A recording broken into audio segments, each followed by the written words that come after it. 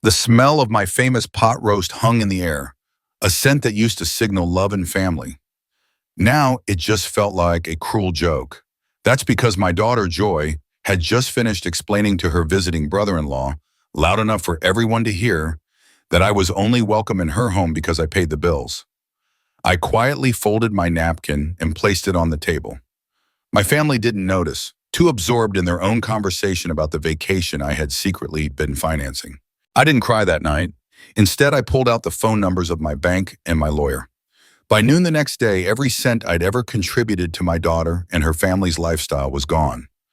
My own phone rang then. It was Joy, her name flashing across the screen with an urgency I hadn't heard in years. I let it ring. For the first time in a long time, I finally felt like Lucille again, not just a checkbook. You here follow my story until the end and comment the city you're watching from so I can see how far my story has. Here is your rewritten story in natural American English, using the tone and craft of an experienced storyteller. It stays faithful to the original content, expands upon the emotional nuances, and adds depth, without altering or adding plot points beyond what was given. During Sunday lunch, my daughter said something loud enough for everyone at the table to hear. "She's not welcome. She's only here because she pays the bills." I didn't respond. I didn't cause a scene. I just stood up quietly and walked away. The next morning, I froze all the family's finances. My name is Lucille. I'm 67 years old, and I never imagined I'd live to hear my own daughter speak about me like that, as if I were nothing more than a walking wallet. That day still replays in my mind like a broken record, spinning again and again on the one verse that hurts the most. It's all I hear now, even in the quiet. A moment that was supposed to be warm, familiar, and full of love, shattered in an instant. I had woken up early that Sunday. I always did when we were hosting. I spent the morning in the kitchen preparing my pot roast, the one Joy my daughter used to beg me to make when she was little. She'd tug on my apron and ask, "Is it ready yet, Mama?" That roast meant something. It was comfort, tradition, love. Her husband, Mark, had been dropping subtle hints lately, the kind of half comments meant to lead into a bigger ask. Renovating the house, fixing the bathroom, talking about increasing value. I pretended not to notice, just like I always did. I had been their quiet benefactor for years, the one they turned to whenever things got tight or when they wanted something out of reach. I never asked for thanks. I just helped. "Mom, could you bring the gravy?" Joy called out from the dining room. I picked up the gravy boat. My hands were stiff with arthritis, but they didn't shake. I walked into the room where the entire family was already seated. Joy, Mark, their 3 children, and Mark's brother, who was in town for the weekend. As I swept up on it, the room went a little too quiet, like I had interrupted something. I caught the tail end of a conversation that died as soon as I entered.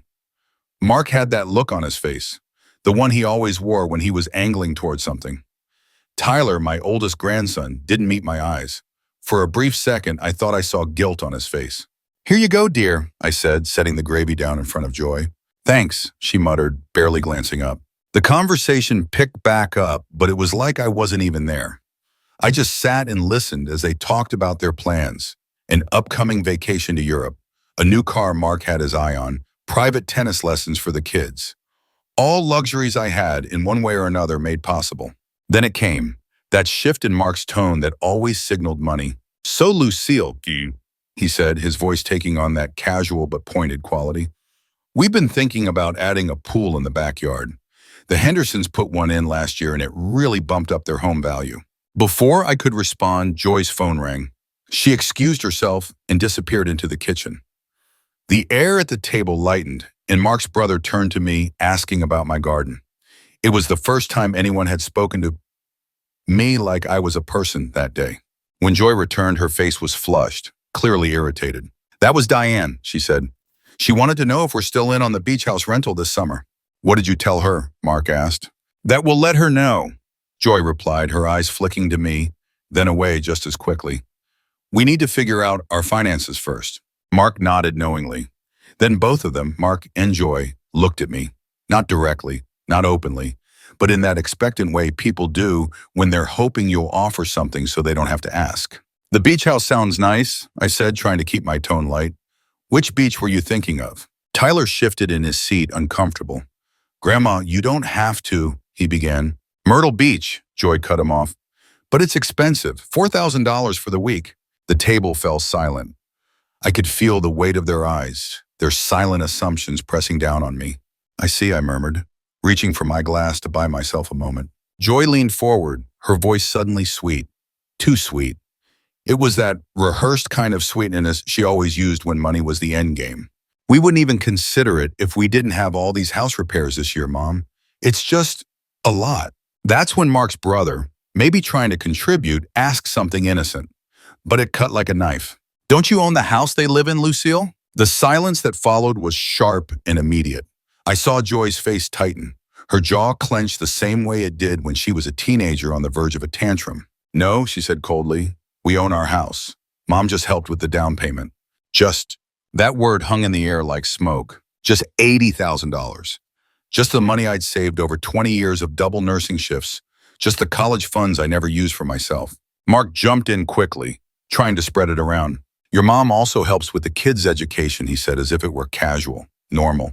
And then it happened. Joy turned to her brother-in-law and, without even lowering her voice, said the words that would draw a permanent line between us. She's not welcome. She's only here because she pays the bills. Silence. Even Mark looked startled. But no one, not one person, spoke up in my defense. I placed my napkin down on the table.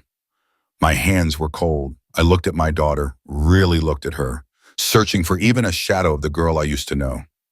The little girl who used to curl up in my lap after scraping her knee, who cried in my arms when her first boyfriend broke her heart, who called me at 2 a.m. from the hospital when she went into labor with Tyler, scared and needing her mom. But there was nothing, just a woman who saw me as a resource, an open wallet. I stood. No drama, no words, just quiet dignity. I gathered my purse and cardigan. Mom, Joy said, her voice uncertain now. Maybe she realized how far she'd gone.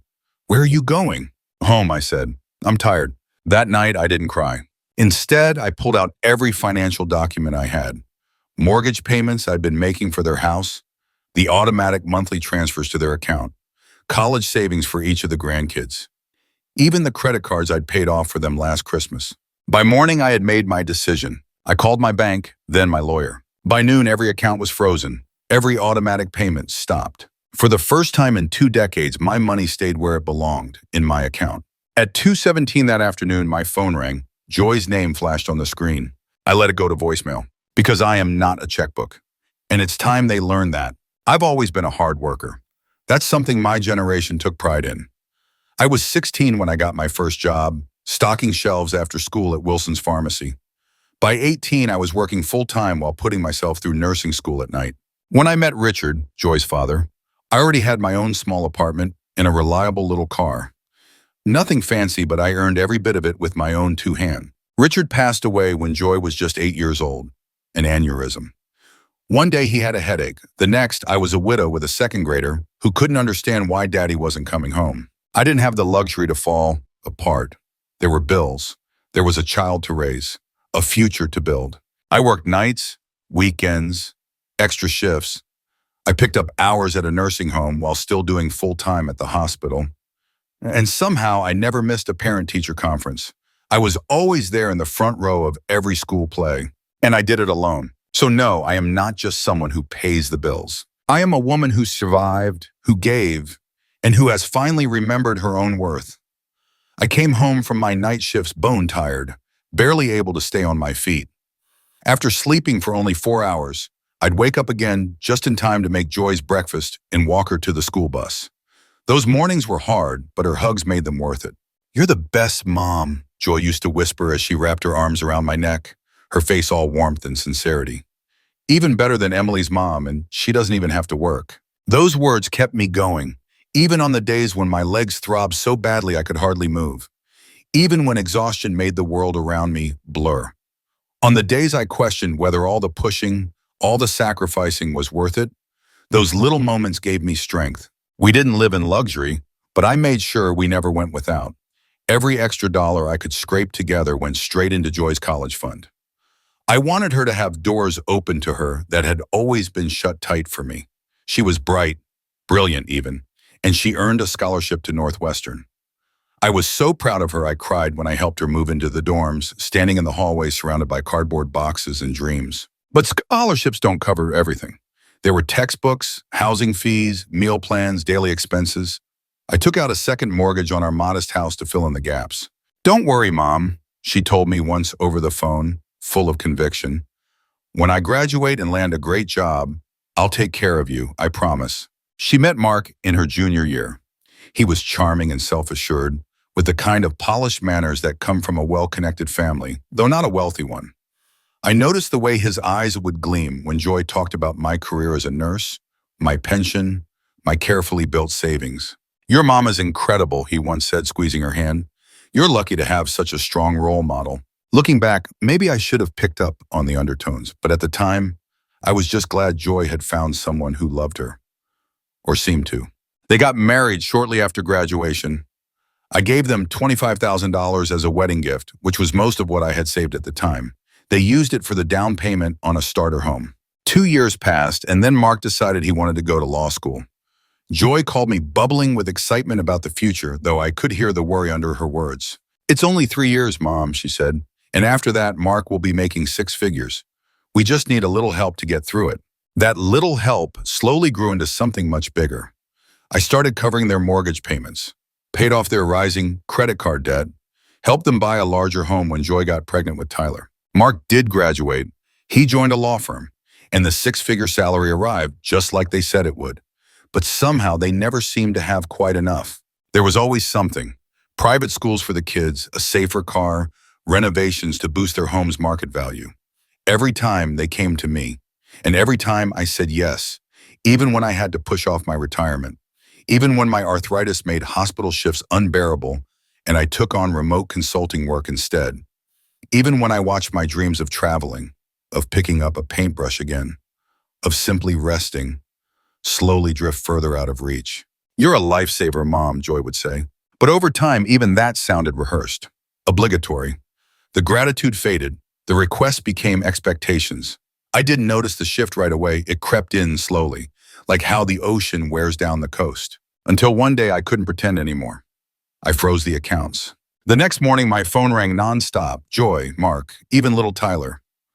Voicemails piled up, each more desperate than the last. By dinner time, I finally answered. "Mom!" Joy's voice was sharp, urgent. "What the hell is going on? The mortgage payment bounced, and the kids' tuition is due next week. I'm not paying your bills anymore, Joy." The steadiness in my voice surprised even me. "What? Why not? Is something wrong with your account? Do you need me to come over and help fix it?" It hurt. The assumption that this had to be a mistake, that I couldn't possibly have chosen to stop. "There's nothing wrong," I said. "I've just decided to stop covering your expenses." There was silence on the other end. "Is this about what I said at lunch, Mom? I was just annoyed with Mark's brother butting into our finances. You know I didn't mean it." "Didn't you?" I asked quietly. "Of course not. You're my mother. I love you." "You haven't shown me love in a very long time, Joy," I said. "What you've shown me is that you expect my money." She gasped. "That's not fair. After everything we've done for you, what exactly have you done for me?" I cut in, something I almost never did. "When was the last time you called just to ask how I was? When was the last time you invited me over for dinner without a financial request waiting afterward? You're being ridiculous. We're family. Families help each other." "Yes, they do, but this has been one-sided for far too long." "So what? You're just cutting us off? Just like that? What about the kids, their school, their future?" "They're still my grandchildren," I said, "and I will make sure their tuition is paid directly to the schools. But the rest, the house, the car, the credit cards, those are on you now." "But we can't afford all that." Mark's firm had major cutbacks. You know that. Mark still makes $150,000 a year, Joy. Most people do just fine on that, but your lifestyle has always exceeded your income. I've just been the one bridging the gap." Her voice turned icy. "I can't believe you're doing this to us, after everything we've been through together." "I'm not doing anything to you," I replied. "I'm just done doing everything for you." She hung up after screaming that I'd regret it, that I was selfish, that I didn't understand how hard they had it. Afterward, I sat at the quiet of my living room, staring at the photos lining the mantel. Joy in my arms as a baby, smiling wide, missing teeth in her first grade picture. awkward and radiant in her teenage years, dazzling in her wedding gown. When had she stopped seeing me as a mother and started seeing me as a bank? And why had I let it happen for so long? The doorbell rang, snapping me out of my thoughts. I checked the peephole. Mark. He stood on my porch in a suit that was rumpled and a haircut that looked days past his prime. Gone was the polished attorney who measured every word. This was a man whose safety net had just been pulled out from under him. "We need to talk," he said, stepping toward the door as if it was already open. I stood firm. "I agree," I said, "but not here, not in my home." His eyes widened in surprise. He wasn't used to hearing no from me. "Lucille, be reasonable." "I am being reasonable," I said. I nodded once slowly as if somehow that small motion could help me process the avalanche of truth that had just landed in front of me. The booth felt suddenly smaller, the air heavier, the clink of forks and the low hum of other conversations at Denny's muffled beneath the pounding in my chest. Joy wiped at her cheeks, smearing her mascara in shaky streaks. "We didn't want it to come to this," she whispered. "We thought we could fix it before you ever had to know." "But you didn't," I said, my voice calm, level, almost too even. "You didn't fix it. Instead, you borrowed more. You piled on debt. And you let me keep funding your life while hiding how bad things really were." Mark said nothing. His expression was tight, unreadable. But his eyes didn't leave his untouched plate. I looked at him directly. "You knew it was wrong," I said. "That's why you didn't tell me." His jaw clenched, but he gave no reply. "For 20 years, I continued, I paid for everything. Not because I had to, not because I owed it to you, but because I believed I was helping my family. I wanted you to have a good life, to raise your children without the financial strain I lived through. But somewhere along the way, it stopped being support and became expectation." Joy opened her mouth, but I raised my hand slightly and she closed it again. "You never once asked how I was doing, if I was managing, if I had enough for myself. You just kept coming. Always needing, always assuming I'd catch you when you fell. Well, this time you fell hard, and now you're asking me to clean up a mess I didn't make, one you deliberately hid from me. Do you understand how that feels?" "I know we messed up," Joy said quickly, desperate. "And I know it's not fair. But we're begging you, Mom, please don't let us lose everything. We have nowhere else to turn." "And whose fault is that?" I asked more softly now. "You've made me your safety net for so long that you never built anything solid beneath yourselves. And now that you've hit the ground, you want me to act like this is just another monthly bill?" Mark finally looked up, his voice hoarse but controlled. "We're asking for help, not demanding it, just asking." "And what happens next time?" I asked. "Because there will be a next time, won't there? If I pull you out of this, what will stop you from falling right back in? Another bad investment? A new car? A vacation you can't afford? Tell me, Mark, what's the lesson here?" He didn't answer. "I've spent too many years ignoring my instincts, letting guilt decide how I show love. But I'm done pretending this is healthy for me or for you." "But we're family," Joy said, her voice barely audible. "Families help each other." "Yes," I agreed, "they do. But helping is not the same as enabling. Love is not the same as blind sacrifice. And what you've been doing isn't love. It's dependence built on silence and manipulation." The waitress came by to refill my coffee. I smiled politely and waited for her to leave before I spoke again. "You said you're $340,000 in debt, not including the mortgages. That is not a small mistake. That is not a slip-up. That's a deliberate pattern of reckless choices made over years and covered up." Joy looked devastated, her eyes red, her hands trembling slightly as she clutched her mug. "I told you I'd continue paying the grandchildren's tuition," I said more gently now. "That promise stands. I made it to them, not to you. But everything else, your mortgage, your cars, all right, of course, your credit cards, that's on you. I'm not the bank. I'm not your retirement plan. I'm your mother. And I need to be treated like one." "I understand," Joy said, barely audible. Mark looked like he wanted to argue again, but something in my expression must have stopped him. He stayed quiet.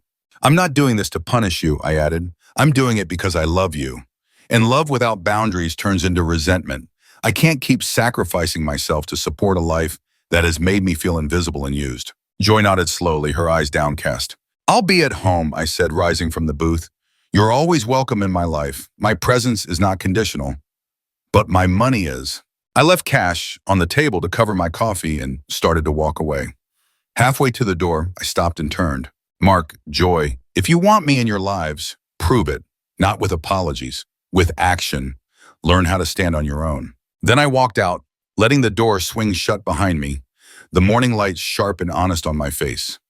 The silence between us felt as cold and uninviting as Mark's untouched plate of eggs. After uncovering the full scope of Joy and Mark's financial disaster, it was like getting slammed by a freight train I never saw coming. $340,000 in debt, two separate mortgages stacked on a house they had no business buying in the first place. How in the world had it gotten this bad? And more importantly, how had I missed it? How had I not seen this coming? I left them sitting there in that booth at Denny's, no dramatics, just a quiet, firm line. I need time to think. Joy started crying immediately, her voice shaky, begging me to understand. Mark leaned back, masking his desperation in thinly veiled threats, reminding me how the family would collapse without my help. But I didn't flinch. I couldn't think clearly with them across the table. I needed space. I needed air. Back at home, I brewed myself a cup of tea and sat at the kitchen table, the same one I'd been paying bills on for decades. It was the center of my budgeting world. I'd built a life there, not just for me, but for them too. And maybe that had been the mistake. That burden, their expectations, their assumptions, their lies, it all sat heavy on my chest like a stone. I couldn't carry it anymore. So I picked up the phone and called the one person who always spoke truth without sugarcoating anything. They did what? Dorothy nearly shouted when I told her everything. She was an old friend from my nursing days, someone who'd seen me through life's thick and thin. Lucille, you've been a walking ATM for them for years. And they kept this from you? I feel so stupid, I admitted, my voice cracking. All this time, I truly believed I was helping them create a stable future. Instead, I was just enabling them to live beyond their means and make reckless financial decisions. This isn't on you, she said firmly. They took advantage of your kindness. That's on them, but what happens next? That's on you. And honey, you do not owe them a bailout. But if I don't help, they'll lose everything, I whispered, that maternal instinct still fighting to protect them, no matter how angry I was. So what? Dorothy's voice sharpened. They're grown adults, Lucille. They made these choices. Maybe losing everything is exactly what needs to happen. Maybe that's the only way they'll finally learn how to take responsibility. Her words stung, but the truth in them rang loud and clear. For too long, I'd cushioned their every fall. I'd been the net beneath their bad choices, catching them every time. But in doing so, I'd stopped them from ever growing, from ever learning how to stand on their own. And what about the grandchildren, I asked, the pain in my chest tightening. Tyler, Emma, Jason, what happens to them? Do what you said you would, Dorothy replied gently. Pay their tuition directly to the schools. Be there for them emotionally. But don't use them as a reason to keep saving their parents from the consequences. After we hung up, I sat in silence for a long time, letting her words settle. Then I went to my office and pulled out an old notebook. On one page, I started listing every financial favor, every loan, every gift I'd given Joy and Mark over the years, thousands upon thousands of dollars.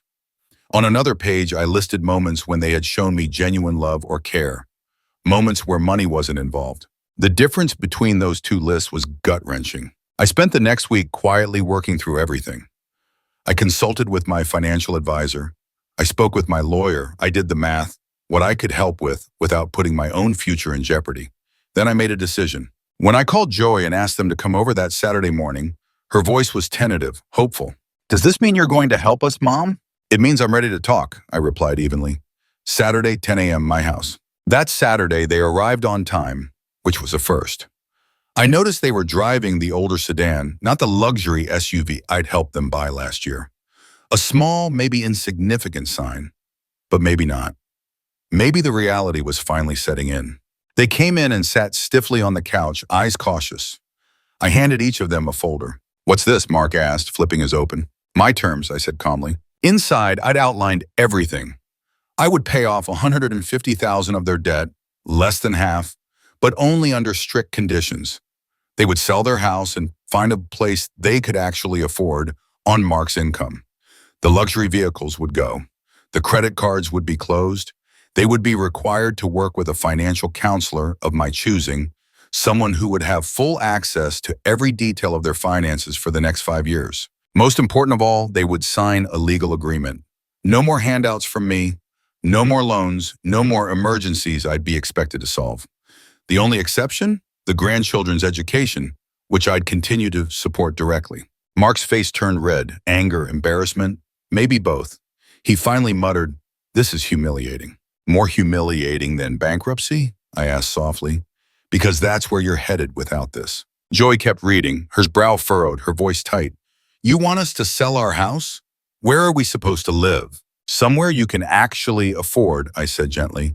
"The financial counselor will help you figure out what that looks like." "But the kids, they love their school, they love their neighborhood." "Their schools are covered," I reminded her. "And kids are more adaptable than we give them credit for, especially when their parents are stable and honest with them." Mark snapped his folder shut. "And if we say no to all this?" I met his eyes, calm but unwavering. "Then you're on your own. I won't keep pouring money into a hole, Mark. Not anymore." He leaned forward, his voice bitter. "You're enjoying this, aren't you? Having us grovel like this, holding the power." "No, Mark. I take no pleasure in this. Watching my daughter and her family spiral into this mess is heartbreaking. But I won't keep enabling choices that hurt all of us. I won't keep pretending everything's fine when it's not." Joy's shoulders started to shake. Silent tears rolled down her cheeks. "I never thought it would come to this," she whispered. "Neither did I said, my voice softening. "But here we are, and now we deal with the truth, not the fantasy you've been living in." She looked up at me then, mascara smudged beneath her eyes. For the first time in years, she wasn't just a woman asking for money. She was my daughter again. "Hey, what happened to us, Mom?" she asked. "When did we become this?" "It didn't happen all at once," I replied gently. "It was gradual, one decision after another, one expectation, one crossed boundary, until here we are." "I don't even know where to start fixing it," she admitted. "You start by accepting these terms," I told her. "Not just the financial part, but by understanding that our relationship needs to change. I want to be your mother, Joy, not your bank." Mark didn't say a word, but I could see the tension in his jaw, still fighting it. But Joy slowly nodded, her voice quiet but steady. "We'll do it," she said before he could speak. "We don't have a choice. And maybe we needed someone to finally say no." The moment I saw her, there was a flicker, just a flicker, but it was enough. In that instant, I caught a glimpse of the daughter I had once known, the daughter I had raised with care and love, the one whose backbone had been forged in integrity and determination, long before money and status warped her sense of worth. Over the following months, our lives began to shift, slowly at first, then with undeniable momentum. Joy and Mark sold their sprawling house, the one they could never truly afford, and downsized into a modest 3-bedroom townhouse in a quiet neighborhood. Their shiny luxury cars, symbols of a lifestyle built on shaky ground, were traded in for simple, dependable vehicles that didn't turn heads but didn't break budgets either. They started meeting weekly with the financial counselor I had arranged, and she kept me updated. "They're sticking to the budget," she told me, "though it hasn't been without difficulty." I could tell it hadn't been easy, but they were trying, and for the first time in a long while, it seemed sincere. The grandchildren adapted better than any of us had expected. Tyler, who was 16 at the time, even seemed relieved. One afternoon, as I picked him up from school, he confided in me, his voice soft but certain. "It was weird before," he said. "Everyone kind of knew we weren't actually rich. It all felt fake." Out of the mouth of babes, I thought. Such honesty, such clarity from someone so young. It landed in my heart with quiet force. Meanwhile, I began to reclaim the parts of myself I'd long buried under the weight of responsibility and constant giving. For years, I'd set my own desires aside to support others. But now I could finally turn inward. I enrolled in a watercolor class I'd always admired from afar, but never dared to join. I became a regular at a local book club, laughing and debating over novels with women who had become fast friends. I even started dipping my toes back into the waters of companionship. Frank, a kind and gentle widower from my building, and I began having coffee now and then. Nothing serious, just warm conversation and quiet comfort. Most meaningful of all, I began building a new kind of relationship with Joy. One that wasn't rooted in dependency or obligation, but in real connection. It wasn't smooth sailing. There were moments when the old patterns tugged at us, threatening to pull us back into unhealthy dynamics. But bit by bit, we made progress. Our relationship started to feel different, stronger, more honest. Then one evening, Joy called, not to ask for money or a favor, but to invite me to dinner. It's nothing fancy, she said quickly, almost nervously, just spaghetti and meatballs. But I made them from scratch. Your recipe. I hung up and just sat there, the phone still in my hand, stunned by a feeling I hadn't allowed myself in years when it came to Joy. Hope. It had been 6 months since she and Mark agreed to my terms. Winter had given way to spring, and just like the tulips pushing through the thawed earth on my porch, something new was blooming between us. That spaghetti dinner turned into the first of many family meals. They were simple, humble even, but rich in something money could never buy. No one talked about finances, no one hinted at favors or dropped subtle requests. We talked. Sometimes the conversation flowed with ease, other times it stumbled, unsure and awkward. But it was real. It was a beginning. One Saturday morning, as I watered the plants on my porch, my phone buzzed with a message from Joy. Can we talk today? Just us. It's important. My stomach tightened immediately. That old reflex, worry, rose up before I could stop it. Were they slipping again? Was the pressure mounting? Was this the beginning of another cycle? I typed back, sure, coffee at Rosie's at 2? Her reply was quick. See you then. Rosie's was a quaint little cafe I frequented with Dorothy and the ladies from book club. It wasn't glamorous, but the coffee was solid and the vibe was warm and unpretentious, perfect for conversations that mattered. I got there early and chose a table by the window, letting the soft spring sunlight warm my hands as I waited. At exactly 2 Joy walked in. She wore jeans and a plain blouse. No designer logos, no bold accessories, no heavy makeup. Her hair was pulled back into a simple ponytail. And somehow she looked younger, lighter, more like the girl I remembered, before the world convinced her she needed more. Thanks for meeting me, she said as she slipped into the seat across from me. Of course, is everything okay? I asked, watching her closely. She nodded and ordered a plain coffee when the server approached. When we were alone again, she let out a long breath and looked down at the cup between her hands. I've been thinking a lot, she began, about us, about everything that happened, about who I became. I didn't say anything. I just let her speak, giving her the silence she needed. That financial counselor, Diane, she doesn't just talk numbers. She asks questions about values, priorities, how we got so far off track. She paused, staring into her coffee. Last week, she asked me when I started seeing you as a financial resource instead of just my mom. The words hung between us like a weight. It hurt, but it also felt necessary. What did you tell her? I asked gently. Joy looked up, her eyes brimming with something I hadn't seen in years. Shame, vulnerability, honesty. At first I didn't know, I couldn't even say it out loud, but then it hit me. It started right after Tyler was born. We were drowning in the mortgage. It's 8 a.m., and Mark said we should ask you for help, just for a little while. But a little while never ended. Every time our income increased, so did our spending. She paused, sipped her coffee, and continued. Mark would say, your mom wants to help. It makes her happy. And I started to believe that. I told myself we were giving you purpose by letting you support us. She shook her head. It sounds so messed up now. It was a raw kind of honesty, uncomfortable but cleansing. And now, I asked? Now I see how unhealthy that was, how we twisted things. I let myself get pulled into this idea that it was normal, but it wasn't. It was manipulation from both of us. And that comment I made at lunch that day, I've replayed it over and over. I can't believe I said that about my own mother. Why did you? I asked softly, not as an accusation, but as a question from a mother who wanted to understand. Joy took a shaky breath. Because I was scared. Mark made some terrible investments behind my back. Options trading, crypto, some doomed startup. We were drowning. I was angry. At him, at myself, at life. And then there you were. This symbol of everything I should have been. Responsible, independent, content. It was easier to lash out than face myself.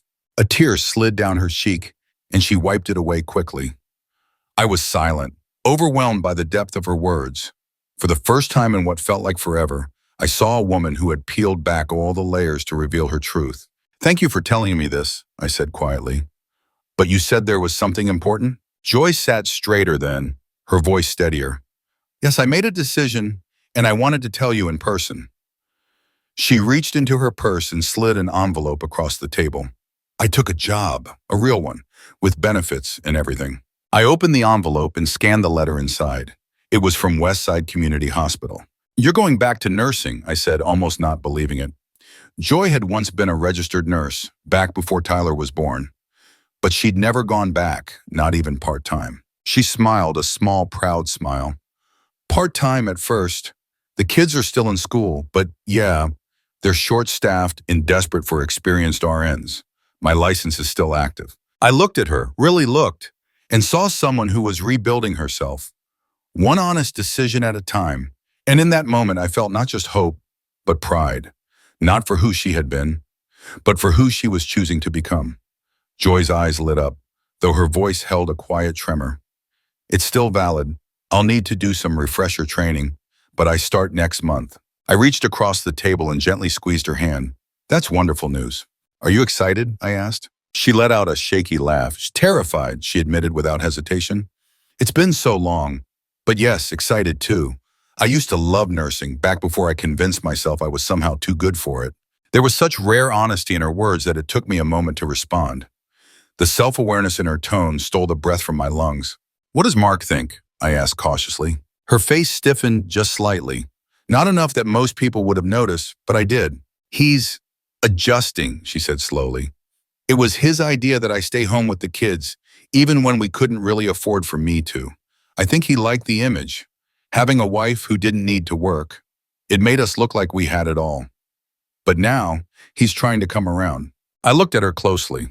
I saw remnants of the little girl I'd raised, tucked into the face of a woman finally waking up to the reality of her life. A woman willing to take charge of her own path. I'm proud of you, I said softly but firmly. Her eyes welled up again. Really? Even after everything? Especially after everything, I replied without hesitation. It takes courage to face your mistakes and choose a different path. That's exactly the kind of thing worth being proud of. We sat there talking for another hour about her new job, the kids, and how they were settling into their new routines, and even the small vegetable garden she'd started in the backyard of their modest rental. Not once did she mention needing money, not even a hint. And when the check arrived, she reached for it first, insisting on paying. It was a small gesture, but one that said so much. As we walked to our cars afterwards, she hesitated. Then she turned toward me, her expression serious. There's one more thing. Mark and we've started seeing a marriage counselor. I didn't speak right away, sensing she had more to say. It's been tough between us, she continued. All these changes, they've forced us to look at some hard truths. I'm sorry if that worries you. I'm sorry to hear that, I said sincerely. Despite everything between Mark and me, I didn't want my daughter's heart broken. She gave a faint smile, one with more steel than sorrow. Don't be, it's necessary. We built our marriage on a fantasy, the big house, the luxury trips, the curated image. Now we have to figure out if there's anything real underneath all that. I nodded slowly, understanding exactly what she meant. And if there isn't, she took a long, steady breath. Then I'll face that too. I'm not afraid of the truth anymore, Mom. I can't afford to be. I watched her drive away, standing there for a long moment. What I felt was complicated. A mix of pride in the woman she was becoming, sadness for all the years lost chasing a false ideal, and hope that maybe, just maybe, the future would be better. The daughter I'd raised was finally stepping out from behind the polished facade she'd worn for so long. The mask of privilege, perfection, and denial. It was gone. What remained was something real. That night, my phone rang. It was Mark. Lucille, he said tightly, we need to talk. My stomach clenched. About what, Mark? About Joy, this ridiculous job she's taken, all of it. He was angry. More than that, he was unraveling. This isn't what we planned, he snapped. This isn't the life we agreed on. Plans change, I said calmly. Not like this. You need to talk to her. Get through to her. Tell her she doesn't need to work. We'll find another way. I closed my eyes. He was still clinging to the life they'd built. The illusion. He wanted it back. But that world was gone. I won't do that, I said gently but firmly. Joy is finally making good choices. For herself and for your family. He scoffed. Good choices? Working long hours in a hospital when she could be Could be what, Mark? I cut in. Living beyond your means? Relying on me to subsidize a fantasy? Is that what you want your kids to see? There was silence on the other end, a heavy, guilty silence. The world you two created, I said quietly, was never real. It only worked because I kept propping it up. When I stopped, it all collapsed. Isn't it time to build something solid instead? He didn't answer for a long while. Then finally he muttered, "You don't understand." And before I could respond, he added bitterly, "You've ruined everything." The line went dead. I stared at the phone, a sinking weight pressing down on my chest. Mark wasn't ready to change, and that meant the road ahead for Joy was going to be even harder. I could only pray she had the strength to walk it. A full year had passed since that conversation, since that lunch where Joy's raw honesty had torn open old wounds and exposed the truth underneath them. 12 months since I'd frozen the finances and made the choices that no one had expected, including myself. Now standing in my kitchen, flipping eggs for breakfast, I couldn't help but marvel at how different everything was. My phone buzzed with a text from Joy. "Kids are excited for brunch. We'll be there at 11 o'clock. Need us to bring anything?" I smiled, typing back, "Just yourselves. Everything's ready." Sunday brunch had become a new tradition, something quiet and grounding. No pressure, no conversations about money, just food, family, and peace. Sometimes Mark came, sometimes he didn't. Today, he wouldn't. 3 months earlier, Joy had packed up and moved out of their townhouse. She and the kids now lived in a small apartment closer to the hospital where she worked full-time. The decision hadn't come from me. If anything, I'd encouraged her to stick with the counseling, to give her marriage a fair chance. But Joy had looked me in the eye and said, "He can't let go of who we used to be. Every time I move forward, he pulls me backward. He's still waiting, Mom, waiting for you to change your mind, waiting for the money to start flowing again." I didn't help her with money, not this time. But I helped her pack. I helped arrange furniture, babysat the kids, sorted documents. The kind of help that supports without enabling. That says, "I love you, but I believe in your strength more than your dependence." At exactly 11 a.m., the doorbell rang. Punctual, a small, beautiful shift. I opened the door, and there they were. Joy, glowing with calm confidence, and the 3 kids, each carrying a small potted plant. "Happy Mother's Day," they chorused. I blinked, caught off guard. In the whirlwind of everything, I had forgotten what day it was. Tyler stepped forward first, beaming. "We grew these ourselves," he declared, holding out a small lavender plant. "In the community garden." Emma, her cheeks flushed with pride, presented a bright pot of orange marigolds. "I picked orange because it's happy," she explained solemnly, as only an 8-year-old can. Jason, gripping his pot with both hands, was careful not to spill the soil. "I grow mint," he announced. "You can make tea with it." Joy stepped last, holding a larger pot with a graceful peace lily. "And this one's from me," she said, her voice soft, "because we finally found some peace. And we owe that to you." I ushered them inside, my throat tight. In the past, Mother's Day had meant luxury handbags bought with my own credit card, gifts that were more performance than affection. But this quiet, sincere gesture, was worth more than all of that combined. This was real. The jewelry was too extravagant for how I lived. The spa certificates, while thoughtful, often expired untouched because I was too busy helping care for the grandchildren. But these modest plants, selected and nurtured with intention, meant the world to me. As we gathered around the table, I couldn't help but notice how different Jovi looked. Her hair, once long and styled, was now cut short, practical for the long hours of her nursing shifts. Her clothes were simple but suited her well, and more importantly, the once permanent lines of stress on her face had softened. She laughed more easily now, leaned in when others spoke, especially her kids. "Mom," Tyler said, reaching for another helping of waffles, "can I talk to you about something?" "Of course, sweetheart." "I've been thinking a lot about college," he said, giving a quick glance toward Jovi, who nodded gently in support. "I know you've said you'll pay for it all, but I want to apply for scholarships. I'd like to maybe work part-time too, during the school year." My eyebrows lifted in surprise. "That's very responsible of you, Tyler. But really, you don't need to worry about money. I promised you I'd take care of it." "I know," he replied, his gaze dropping shyly to his plate. "But I think I'd value it more if I contributed something myself." And just like that, he hit on one of the biggest lessons life had been trying to teach all of us. Things matter more when we earn them. From the mouths of the young, indeed. After brunch, while the younger kids ran through the backyard, Joy came into the kitchen and started helping me with the dishes. A small act, but one that spoke volumes. In the past, she might have thought this kind of thing beneath her. Tyler's really matured this year, I said, handing her a rinsed plate. She nodded, drying it carefully. They all have.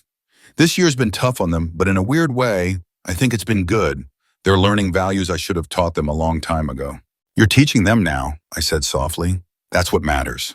She set the towel down and turned to look at me fully. Mom, there's something I've wanted to say for a long time, and it's important. I didn't say anything, just waited and let her find her words. Thank you, she said. Thank you for saying no, for making us face the truth. I was furious at first. I felt betrayed, like you were punishing me. But now I realize it was the most loving thing you could have done. Tears gathered in my eyes. It wasn't easy. I know. She reached for my hands, holding them gently. But you loved me enough to do the hard thing, and look at us now. Yes, look at us now. Standing in front of me was my real daughter, not the entitled woman I'd watched spiral for years, but the strong, clear-eyed woman she was always meant to be. The emotional distance we'd carried for so long, hidden beneath years of financial dependence and unspoken resentment, had finally dissolved. In its place was something genuine, something real. Later that afternoon, while the kids helped me plant their sweet Mother's Day gifts in my little backyard garden, my phone rang. It was Frank, the widower who lived in my building, someone who had slowly become a bigger part of my life over the past year. Happy Mother's Day, he said warmly. How's the family brunch going? Beautifully, I answered. Beautifully, I answered, watching Jason pat soil around his tiny mint plant with careful hands. Still on for dinner tonight? Wouldn't miss it, he said. I've got a reservation at Bellini's, 6 o'clock. I smiled. Frank understood me in a way few did.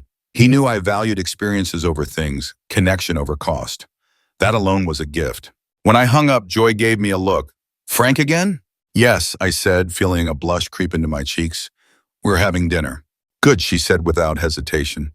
You deserve someone who values you, not what you can give. The weight of her words wasn't lost on either of us. It was, after all, the same truth I had been trying to teach her for years. We exchanged a quiet, knowing smile. As the sun began to lower in the sky, Joy began to gather up the kids' things. Same time next Sunday, she asked. I'd like that, I replied. She paused, then added, would it be okay if I came over one evening this week too? I found Mom's old recipe book while unpacking a box. I want to learn how to make that meatloaf, the one you used to cook when I was little. My heart filled at her words. Any night you want, just call first. After they left, I settled into the porch swing, the late afternoon breeze cool against my skin. I thought back to that painful family lunch a year ago, the one that had marked the beginning of so much change. That pain felt far away now, replaced by something deeper. Healing. Joy and I had grown closer than we'd been in decades, and not because I was bankrolling her life, but because we had finally come home to the truth of our bond, to love, to respect. Mark was still struggling, still angry, still pushing against the boundaries I'd drawn. Maybe someday he'd come around the way Joy had. Maybe he'd understand that real wealth isn't counted in square feet or car models, but in honest relationships built on mutual respect. And me, at 67, I was writing a brand new chapter. I had Frank, who saw me for who I really was. I had my watercolor class, where I created something just for the joy of it. I had financial peace, because I no longer emptied my own cup to fill others. But best of all, I had love, authentic, hard-earned love, from my daughter and grandchildren. That evening, as Frank and I sat in a quiet corner of Bellini's, he raised his glass. To you, Lucille, he said, his eyes soft and smiling. One of the strongest women I've ever met. I thought about that. What does real strength mean? It's not carrying everyone else forever. It's setting the line, kindly, but firmly. It's understanding the difference between helping and enabling. It's trusting that love can survive truth. To new beginnings, I said, clinking my glass with his, and to knowing your worth. Outside, the spring sky was darkening into a clear, star-filled night. Tomorrow would bring its own share of challenges and joys. But right now, in this still golden moment, I felt something I hadn't felt in years. Grateful. Grateful for the discomfort that led to change.